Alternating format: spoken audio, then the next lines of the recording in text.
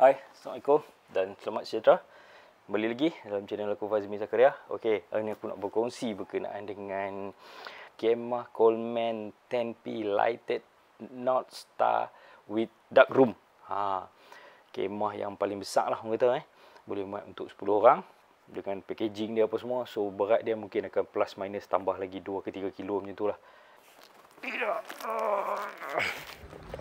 Okey, ni aku dah bentang tapi dah masih dalam keadaan lipat.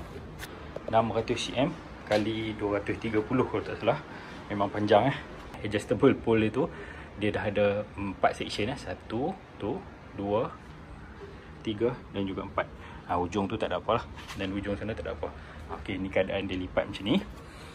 Sebab dia punya apa ni, bahagian atas semua belah dalam. Ini bahagian bawah. So material dia ni memang sangat elok sangat tebal. Okey, dia datangkan dengan bag dia ni.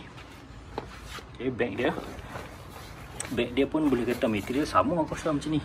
Material yang sama. Okey, polyester juga. Lepas tu dalam dia ni tak ada apa. Dia hanya sertakan manual. Okey, manual ni kalau kata apa nak pasang kemah ke apa kan. Ini ada instruction lah kat sini macam mana nak set up. Dia adalah step by step disediakan. Okey, lepas tu ini adalah dia punya